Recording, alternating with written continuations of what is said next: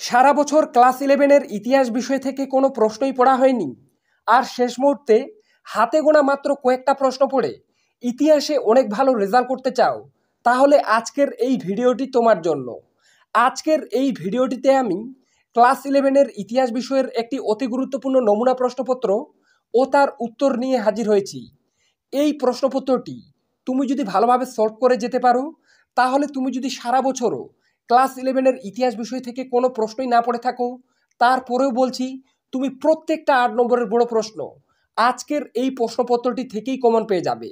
তাই বারবার বলা হচ্ছে, তোমরা যারা সারা বছরও ক্লাস 11-এর ইতিহাস বিষয় থেকে কোনো প্রশ্নই পড়তে পারোনি, আর শেষ মুহূর্তে হাতে গোনা মাত্র কয়েকটা প্রশ্ন পড়ে ভালো রেজাল্ট করতে চাও, তারা অবশ্যই ভিডিওটি প্রথম থেকে শেষ পর্যন্ত দেখো এবং ভিডিওটিতে বলা প্রত্যেকটি 8 নম্বরের বড় প্রশ্ন ভালোভাবে ফলো করে যাও। পরীক্ষার পর মিলিয়ে দেখবে প্রায় প্রত্যেকটা প্রশ্ন তোমরা আজকের এই ভিডিওটি থেকেই কমন পেয়ে যাচ্ছ।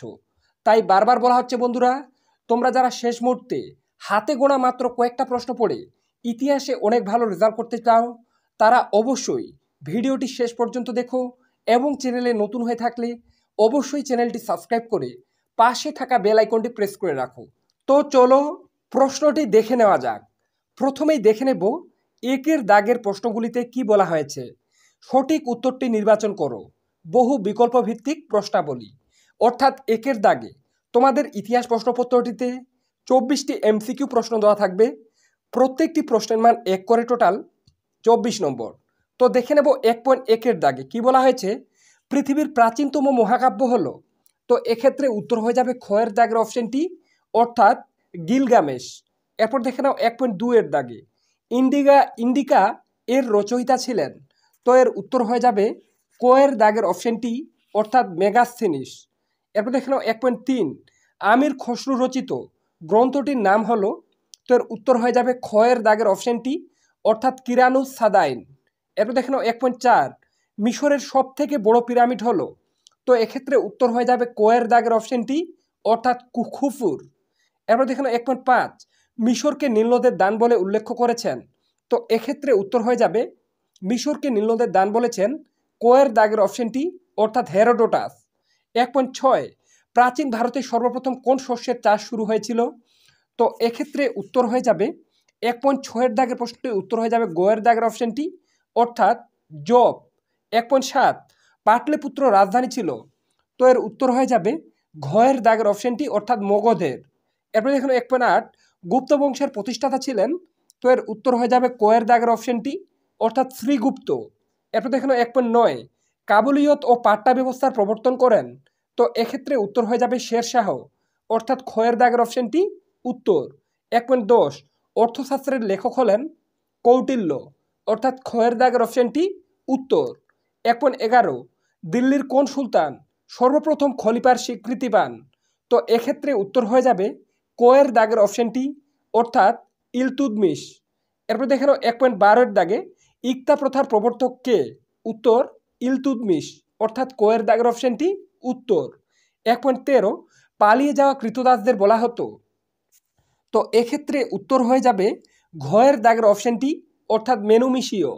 এরপর দেখে নাও 1.14 প্রাচীন কোন সভ্যতায় দাস প্রথা সংক্রান্ত নথি পাওয়া যায়, তো এক্ষেত্রে উত্তর হয়ে যাবে কয়ের দাগের অপশনটি, অর্থাৎ মিশর। এরপর দেখে নাও 1.15 টাইত কোডটি ছিল, তো এক্ষেত্রে উত্তর হয়ে যাবে খয়ের দাগের অপশনটি, অর্থাৎ ধর্মকর। 1.16-এর দাগে সর্বপ্রথম দাসবাজার গড়ে উঠেছিল, তো এক্ষেত্রে উত্তর হয়ে যাবে ঘয়ের দাগের অপশনটি, অর্থাৎ কিওসে। এরপর দেখেন 1.17-এর দাগে অর্থশাস্ত্রে কত প্রকার বিবাহ রীতির উল্লেখ আছে, তো এক্ষেত্রে উত্তর হয়ে যাবে ঘয়ের দাগের অপশনটি, অর্থাৎ 8 প্রকার। এরপর দেখেন 1.18-এর দাগে মিশরের লজ্জা নামে পরিচিত, তো এক্ষেত্রে উত্তর হয়ে যাবে খয়ের দাগের অপশনটি, অর্থাৎ ক্লিওপেট্রা। এরপর দেখে নাও 1.19-এর দাগে দিন-ই ইলাহি প্রবর্তিত হয়, তো এক্ষেত্রে উত্তর হয়ে যাবে কয়ের দাগের অপশনটি, অর্থাৎ 1582 খ্রিস্টাব্দে। এরপর দেখো 1.20-এর দাগে আকবর ইবাদতখানা তৈরি করেন, তো এক্ষেত্রে উত্তর হয়ে যাবে ঘয়ের দাগের অপশনটি, অর্থাৎ ফতেপুর সিক্রিতে। এরপর দেখো 1.21-এর দাগে মূলত যে শহরকে কেন্দ্র করে হজরত মুহাম্মদ ইসলাম ধর্ম প্রচার করেছিলেন, তো এক্ষেত্রে উত্তর হয়ে যাবে খয়ের দাগের অপশনটি, অর্থাৎ মদিনা। এরপর দেখেন 1.22-এর দাগে সেফটি ল্যাম্প আবিষ্কার করেন। তো এক্ষেত্রে উত্তর হয়ে যাবে সেফটি ল্যাম্প আবিষ্কার করেন হামফ্রে ডেভি। 1.23-এর দাগে ঝড়ের অন্তরীপ নামকরণ করেন। তো এক্ষেত্রে উত্তর হয়ে যাবে খয়ের দাগের অপশনটি, অর্থাৎ বার্থেলোমিউ দিয়াজ। 1.24-এর দাগে ক্রিস্টোফার কলম্বাস কোথাকার নাবিক ছিলেন। তো এক্ষেত্রে উত্তর হয়ে যাবে কোয়ের দাগের অপশনটি, অর্থাৎ স্পেনের। এরপরেই দেখে নেব 2-এর দাগের প্রশ্নগুলি, কিন্তু তার আগে তোমাদেরকে জানিয়ে রাখি এখানকার প্রত্যেকটা এমসিকিউ প্রশ্ন খুবই গুরুত্বপূর্ণ। তাই বন্ধুরা তোমরা চাইলে এই প্রত্যেকটা প্রশ্ন খাতায় নোট করে ভালোভাবে পড়ে ফেলো। আমি আশা রাখছি এখান থেকে তুমি কিন্তু অনেক এমসিকিউ প্রশ্ন কমন পেয়ে যাবে।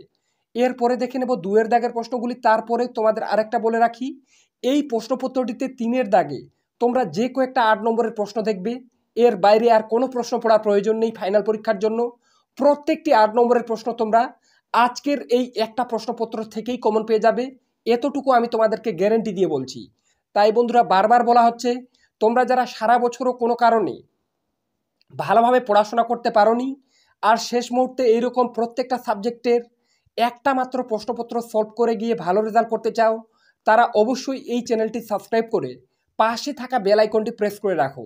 কেননা আমি এরপরের ভিডিওগুলিতে ক্লাস 11-এর আরও অন্যান্য সাবজেক্ট থেকে অতি গুরুত্বপূর্ণ মাত্র একটা করে প্রশ্নপত্র দিয়ে দেব।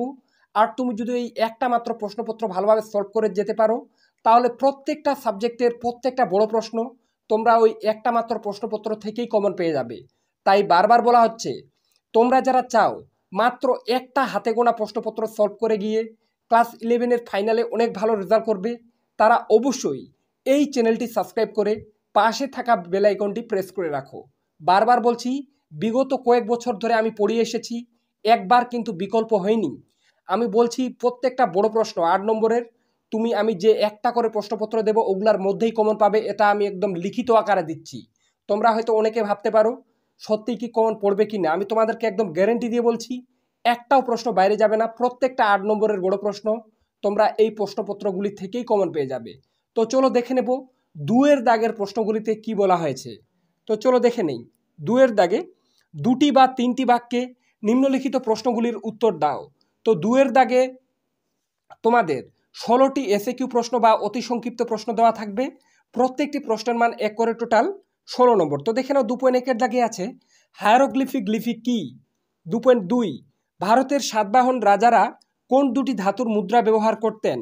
2.3 নিম্নবর্গের ইতিহাস চর্চা বলতে কি বোঝো, এর সাথে অথবা দিয়ে আছে ইতিহাস পুরাণ কি।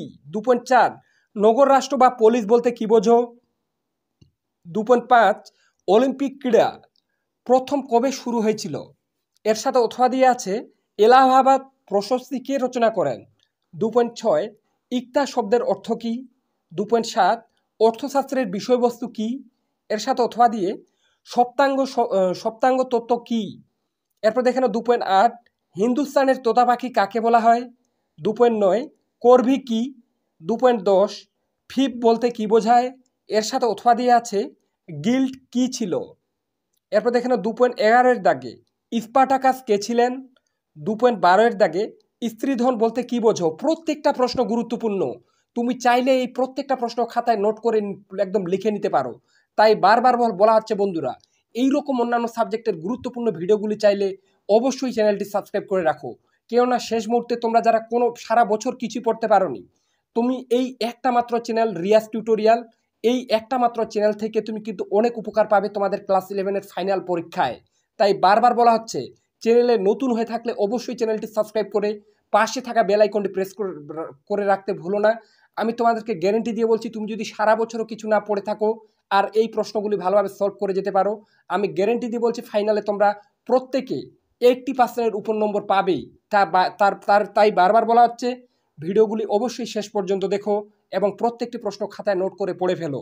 এরপরে দেখে নেব 1.13-এর দাগে মিশরের প্রথম মহিলা ফেরাও কে ছিলেন, এর সাথে অথবা দিয়ে ভারতের হুন আক্রমণ কবে হয়, এদের নেতা কে ছিলেন। 2.14-এর দাগে আধুনিক জ্যোতির্বিজ্ঞানের জনক কাকে বলা হয়। 2.15 আধুনিক বিজ্ঞানের জনক নামে কে পরিচিত, এর সাথে অথবা দিয়ে আধুনিক ছাপাখানা কে আবিষ্কার করেন। 2.16-এর দাগে কে কবে ভারতে আসার জলপথ আবিষ্কার করেন। তো এই ছিল 16টা এসএকিউ প্রশ্ন। প্রত্যেকটা প্রশ্ন গুরুত্বপূর্ণ, তুমি চাইলে খাতায় নোট করে নিতে পারো। কিন্তু এখন আমি তোমাদের 3-এর দাগে যে কয়েকটা 8 নম্বরের প্রশ্ন বলবো, তুমি যদি সারা বছরও কিছু না পড়ে থাকো আর এই একটা মাত্র প্রশ্নপত্রতে এখন আমি যে কয়েকটা প্রশ্ন বলবো শুধুমাত্র ওই কয়েকটা প্রশ্ন ভালোভাবে রেডি করে যেতে পারো, পরীক্ষার পর মিলিয়ে দেখবে একটাও প্রশ্ন এর বাইরে যাবে না। প্রত্যেকটি 8 নম্বরের প্রশ্ন তোমরা এই ইতিহাস বিষয়ের এই প্রশ্নপত্রটি থেকেই কমন পেয়ে যাবে। তাই বারবার বলা হচ্ছে, তোমরা যারা এইরকম আরও অন্যান্য সাবজেক্টের অতি গুরুত্বপূর্ণ প্রশ্নপত্রগুলি চাও তারা অবশ্যই চ্যানেলটি সাবস্ক্রাইব করে রাখো। কেননা সারা ইউটিউবে মাত্র এই এমন একটাই চ্যানেল আছে যেটা রিয়াজ টিউটোরিয়াল। তোমাদের একটা মাত্র প্রশ্নপত্র দিয়ে দিই, প্রতিবার দেই আমি, কিন্তু শুধু যে এবার দিচ্ছি তেমন না, প্রতিবার দেই।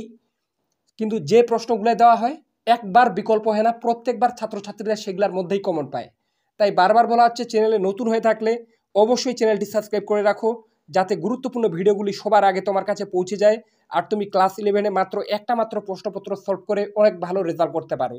তো চলো দেখে নেব 3-এর দাগের প্রশ্নগুলিতে কি বলা হয়েছে। নিম্নলিখিত প্রশ্নগুলির উত্তর দাও, বিকল্প প্রশ্নগুলি লক্ষণীয়। অর্থাৎ 3-এর দাগে তোমাদের 8 নম্বরের 5টি প্রশ্নের উত্তর করতে হবে, প্রত্যেকটি প্রশ্নের মান 8 করে, টোটাল 40 নম্বর।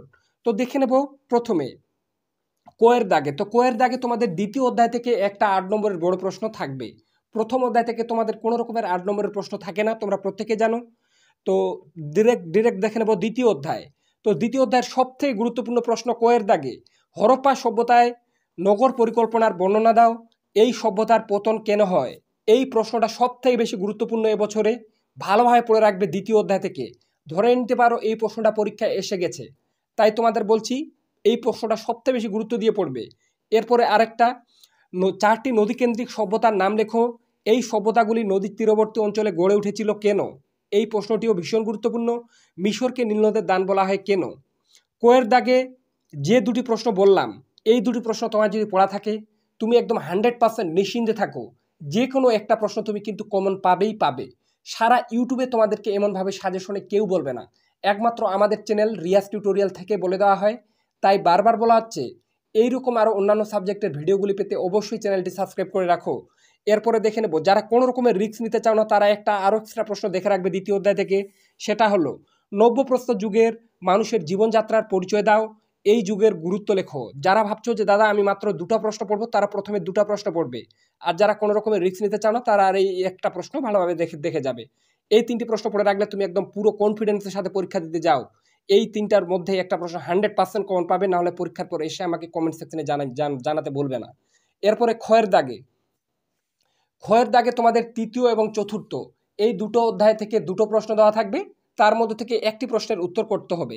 তো প্রথমে দেখে নেব তৃতীয় অধ্যায়ের প্রশ্ন, সবথেকে গুরুত্বপূর্ণ যেটা, সেটা হলো পলিসের বৈশিষ্ট্য ও পতনের কারণ আলোচনা করো। তৃতীয় অধ্যায় থেকে সবথেকে এবছরে এই প্রশ্নটা গুরুত্বপূর্ণ। ধরে নিতে পারো এই প্রশ্নটা পরীক্ষায় এসে গেছে, তোমরা গিয়ে উত্তর লিখবে এইরকম টাইপের। এরপরে অথবা দিয়ে আরেকটা প্রশ্ন, সাম্রাজ্যের সংজ্ঞা লেখো, মৌর্য সাম্রাজ্য ও মেসিডোনীয় সাম্রাজ্যের তুলনামূলক আলোচনা করো। তো তৃতীয় অধ্যায় থেকে এই দুটি প্রশ্ন পড়ে থাকলে তুমি একদম পুরো কনফিডেন্সের সাথে পরীক্ষা দিতে যাও, দুটোর মধ্যে একটা প্রশ্ন 100% কমন পেয়ে যাবে। এতটুকু আমি তোমাদের একদম লিখিত আকারে দিতে পারি। এরপরে চতুর্থ অধ্যায়ের প্রশ্ন, পারস্যের ক্ষত্রপ এবং চীনের ম্যান্ডারিন এর বিবরণ দাও। এই প্রশ্নটা তোমাদের চতুর্থ অধ্যায়ের প্রশ্ন। এই প্রশ্নটা ভীষণ গুরুত্বপূর্ণ চতুর্থ অধ্যায় থেকে, এই প্রশ্নটাও ভালোভাবে দেখে যাবে। এছাড়া আরও প্রশ্ন, কৌটিল্যের অর্থশাস্ত্র ও বরণীর ফতোয়াই জাহানদারিতে রাজতন্ত্র ও রাষ্ট্রনীতির সম্বন্ধে ধারণা কী ছিল। তো চতুর্থ অধ্যায় থেকে এই দুটি প্রশ্ন তোমার যদি রেডি থাকে তুমি পুরো কনফিডেন্সের সাথে পরীক্ষা দিতে যাও, এই দুটোর মধ্যে একটা কমন পাবে। আর ক্ষয়ের দাগে যে 4টি প্রশ্ন বললাম, এই 4টা প্রশ্নের মধ্যে তুমি একদম 100% নিশ্চিন্তে থাকো। চতুর্থ এবং তৃতীয় এবং চতুর্থ এই দুটো অধ্যায় থেকে যে দুটো প্রশ্নই আসুক, এই 4টা প্রশ্নের মধ্যেই তুমি কিন্তু কমন পেয়ে যাবে। তাই বারবার বলা হচ্ছে বন্ধুরা, চ্যানেলে নতুন হয়ে থাকলে অবশ্যই চ্যানেলটি সাবস্ক্রাইব করে রাখো এরকম অন্যান্য ভিডিওগুলি পেতে। এরপরে গোয়ের দাগে তোমাদের এটা তোমাদের পঞ্চম অধ্যায়ের প্রশ্ন থাকবে, গোয়ের দাগে একটা। তো দেখে নাও এবছরের জন্য সবথেকে বেশি গুরুত্বপূর্ণ পঞ্চম অধ্যায়ের প্রশ্ন। তো ভারতীয় উপমহাদেশের অর্থনীতিতে ইন্দো রোম বাণিজ্যের প্রভাব লেখো, ভারতীয় উপমহাদেশের তৃতীয় নগরায়নের কারণ ব্যাখ্যা করো। পঞ্চম অধ্যায় থেকে এবছর এই প্রশ্নটা সবথেকে বেশি গুরুত্বপূর্ণ, তাই তোমরা সবথেকে বেশি গুরুত্ব দিয়ে পড়বে পঞ্চম অধ্যায় থেকে এই প্রশ্নটা। এরপরে অথবা দিয়ে আরেকটা প্রশ্ন, প্রাচীন রোম ও প্রাচীন ভারতের দাসপ্রথার তুলনামূলক বিবরণ দাও। তো পঞ্চম অধ্যায় থেকে তোমরা যারা মাত্র দুটো প্রশ্ন পড়তে চাও তারা এই দুটো প্রশ্ন পড়ে যাবে। দুটোর মধ্যে তুমি দুটোই কমন পেতে পারো, কারণ কেন না তোমাদের ইতিহাস প্রশ্নপত্রে প্রত্যেকটা প্রশ্নতে কিন্তু অথবা দেওয়া থাকবে। তাই আমি তোমাদেরকে বলছি, যদি দুটো বা একটা করে পড়ে যেতে পারো তাহলে একটাই কমন পাবে। ইতিহাস এমন একটা সাবজেক্ট যেখানে হাতে গোনা মাত্র কয়েকটা প্রশ্ন পড়লেই ভালো রেজাল্ট করা যায়। তাই বারবার বলা হচ্ছে যে প্রশ্নগুলো বলছি প্রত্যেকটা খাতায় নোট করে পড়ে ফেলো, পরীক্ষার পর মিলিয়ে দেখবে একটাও বাইরে যাবে না। এরপরে যারা কোনো রকমের রিস্ক নিতে চাও না পঞ্চম অধ্যায় থেকে, তারা একটা আরও পড়ে রাখবে, সেটা হলো মধ্যযুগে ইউরোপের সামন্ততান্ত্রিক অর্থনীতিতে মেনর প্রথার প্রধান বৈশিষ্ট্যাবলী ব্যাখ্যা করো। যারা মাত্র দুটো পড়তে চাও তারা প্রথমে দুটো পড়বে, যারা কোনো রকমের রিস্ক নিতে চাও না তারা নিচের প্রশ্নটাও ভালোভাবে পড়ে রাখবে। এরপরে দেখে নেব ঘয়ের দাগে। তো ঘয়ের দাগে তোমাদের ষষ্ঠ অধ্যায় থেকে এবছরে সবচেয়ে বেশি গুরুত্বপূর্ণ যে প্রশ্নটা সেটা হলো বর্ণ প্রথার বৈশিষ্ট্য কী, বর্ণ ও জাতি ধারণার পার্থক্য নিরূপণ করো। এই প্রশ্নটা সবথেকে বেশি গুরুত্বপূর্ণ, তোমাদের বারবার বলছি ষষ্ঠ অধ্যায় থেকে, তাই তোমরা সবথেকে বেশি গুরুত্ব দিয়ে এই প্রশ্নটা পড়বে। এছাড়া অথবা দিয়ে আরেকটা প্রশ্ন, ভারতের ইতিহাসে সুলতান রাজিয়া ও নূরজাহানের অবদান সংক্ষেপে আলোচনা করো। তো এই দুটি প্রশ্ন পড়ে থাকলে সপ্তম অধ্যায় থেকে ষষ্ঠ অধ্যায় থেকে এই দুটোর মধ্যে একটা 100% কমন পাবে, এতটুকু আমি তোমাদেরকে একদম গ্যারেন্টি দিয়ে বলছি। যারা কোনো রকমের রিস্ক নিতে চাও না তারা আরও একটা এক্সট্রা প্রশ্ন পড়ে রাখবে, সেটা হলো প্রাচীন মিশরের নেফারতিতি ও ক্লিওপেট্রার কার্যাবলীর পরিচয় দাও, রাজা দুর্গাবতীর কার্যাবলী আলোচনা করো। তো ষষ্ঠ অধ্যায় থেকে এই তিনটি প্রশ্ন পড়া থাকলে তুমি একদম দুটো প্রশ্ন কমন পাবে। সারা ইউটিউবে তোমাদের এমনভাবে সাজেশনে কেউ বলবে না, একমাত্র আমাদের চ্যানেল থেকে বলে দেওয়া হচ্ছে। তাই এইরকম আরও অন্যান্য সাবজেক্টের গুরুত্বপূর্ণ ভিডিওগুলি পেতে বন্ধুরা বারবার বলছি চ্যানেলটি অবশ্যই সাবস্ক্রাইব করে রাখো, কেননা শেষ মুহূর্তে মাত্র কয়েকটা প্রশ্ন পড়ে ভালো রেজাল্ট করার দায়িত্ব আমার, এতটুকু আমি তোমাদেরকে বলছি। তাই বারবার বলা হচ্ছে চ্যানেলে নতুন হয়ে থাকলে অবশ্যই চ্যানেলটি সাবস্ক্রাইব করে রাখো। এরপরে দেখে নেব উয়ের দাগে সবার শেষে তোমাদের সপ্তম অধ্যায়ের প্রশ্ন থাকবে। তো যে দুটো প্রশ্ন বা তিনটা প্রশ্ন দেওয়া আছে এই তিনটার মধ্যে তুমি দুটো কমন পাবে, সেটা হলো সপ্তম অধ্যায়ের প্রশ্ন। দেখে নাও, খ্রিস্টপূর্ব ষষ্ঠ শতকে ভারতের নতুন ধরনের ধর্মীয় আন্দোলনের উত্থাপনের পটভূমি লেখো। এই প্রশ্নটা তোমাদের সপ্তম অধ্যায় থেকে সবথেকে বেশি গুরুত্বপূর্ণ, তাই তোমরা এই প্রশ্নটা সবথেকে বেশি গুরুত্ব দিয়ে পড়বে। এছাড়া অথবা দিয়ে আরেকটা প্রশ্ন, আকবরের দ্বীনি ইলাহি সম্পর্কে বিশদভাবে আলোচনা করো। এই প্রশ্নটা গুরুত্বপূর্ণ, সপ্তম অধ্যায় থেকে প্রথমে দুটো প্রশ্ন পড়ে রাখলে তুমি একটা প্রশ্ন 100% কমন পাবে, এতটুকু আমি তোমাদেরকে গ্যারেন্টি দিয়ে বলছি। যারা কোনো রকমের রিস্ক নিতে চাও না তারা একটা আরও এক্সট্রা প্রশ্ন পড়ে রাখবে, সেটা হলো ক্রুসেডের কারণগুলি আলোচনা করো। তো এই ছিল বন্ধুরা ক্লাস 11-এর ইতিহাস বিষয়ের সম্পূর্ণ সাজেশন। এর বাইরে আর কোনো প্রশ্ন পড়ার প্রয়োজন নেই, তোমাদেরকে আমি বারবার বলছি। তাই বন্ধুরা এই ভিডিওটির মাধ্যমে একটু হলেও উপকৃত হয়ে থাকলে অবশ্যই চ্যানেলটি সাবস্ক্রাইব করে রাখো, যাতে আমি নতুন ভিডিও আপলোড করলে সবার আগে তোমার কাছে নোটিফিকেশন পৌঁছে যায়। আর তুমি মাত্র একটা প্রশ্নপত্র সলভ করে ক্লাস 11-এর ফাইনাল পরীক্ষায় একদম সবার থেকে ভালো রেজাল্ট করতে পারো তোমাদের ক্লাসের। তাই বারবার বলা হচ্ছে চ্যানেলে নতুন হয়ে থাকলে অবশ্যই চ্যানেলটি সাবস্ক্রাইব করে রাখো। তো আজকে এ পর্যন্তই, দেখা হবে নেক্সট কোনো ভিডিওতে।